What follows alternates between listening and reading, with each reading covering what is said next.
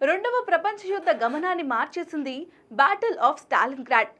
మానవ చరిత్రలో అత్యంత రక్తపాతం జరిగిన యుద్ధాలలో ఇది కూడా ఒకటే. సెకండ్ వరల్డ్ వార్లో Britain, America, France, Soviet Russia కూటమి గెలుపుకు కారణం స్టాలిన్గ్రాడ్ యుద్ధ విజయం. ఈ యుద్ధంలో మొత్తం 18 లక్షల సైనికులు చనిపోయారు. ఈ యుద్ధం 6 నెలల పాటు సాగింది. అత్యంత వీరోచితంగా పోరాడిన సోవియట్ రెడ్ ఆర్మీ 1943 ఫిబ్రవరి 2న నాజీ సేనలను మట్టి కరిపించింది. 1942 జూన్లో జర్మనీ నేతృత్వంలోని యాక్సిస్ కూటమి దళాలు దక్షిణ రష్యాపై దురాక్రమణకు దిగింది. జూలై చివరి నాటికి నాజీ బలగాల సోవియట్ దళాలను డాన్ నది వరకు వెనక్కు తరిమాయి. ఆగస్టులోని స్టాలిన్గ్రాడ్ ఆక్రమణ మొదలయ్యింది.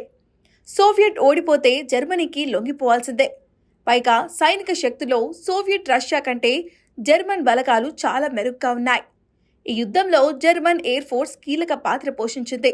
వందల సంఖ్యల్లో యుద్ధ విమానాలు సోవియట్ బలగాలపై ఎడగతెగకుండా బాంబులు, బుల్లెట్ల వర్షం కురిపించింది. ఆ దాడుల్లో సోవియట్ రష్యాకు చెందిన కొన్ని రెజిమెంట్లు పూర్తిగా నాశనమయ్యాయి. మొత్తానికి సుమారు 3 నెలల పోరాటం తర్వాత స్టాలిన్గ్రాడ్లోని మెజారిటీ ప్రాంతాన్ని తన ఆధీనంలోకి తెచ్చుకుంది జర్మనీ. జర్మన్ బలగాల చేతిలో ఎదురు దెబ్బలు తగులుతున్నా పట్టు వదలలేదు సోవియట్ రష్యా. స్టాలిన్గ్రాడ్ను నిలబెట్టుకోవడాన్ని స్టాలిన్ ప్రతిష్టాత్మకంగా తీసుకున్నాడు. రెడ్ ఆర్మీలోని రిజర్వ్ ఫోర్స్ను స్టాలిన్గ్రాడ్కు తరలించారు. దేశ నలుమూలల నుంచి యుద్ధ విమానాలను తీసుకొచ్చి మోహరించారు. ఆయుధాలు పట్టగలిగిన ప్రతి ఒక్కరిని యుద్ధంలోకి దించారు. అటు హిట్లర్కు, ఇటు స్టాలిన్కు ప్రతిష్టాత్మకంగా మారింది స్టాలిన్గ్రాడ్ యుద్ధరంగం.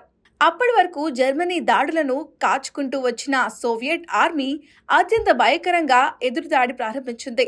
1942 నవంబర్లో ఆపరేషన్ యురానస్ పేరిట జర్మన్ 6 ఆర్మీని స్టాలిన్గ్రాడ్ వద్ద చుట్టుముట్టింది సోవియట్ రెడ్ ఆర్మీ. నవంబర్ చివరి నాటికి నగరంలోని చాలా ప్రాంతాన్ని తన ఆధీనంలోకి తెచ్చుకున్నాయి స్టాలిన్ బలగాలు.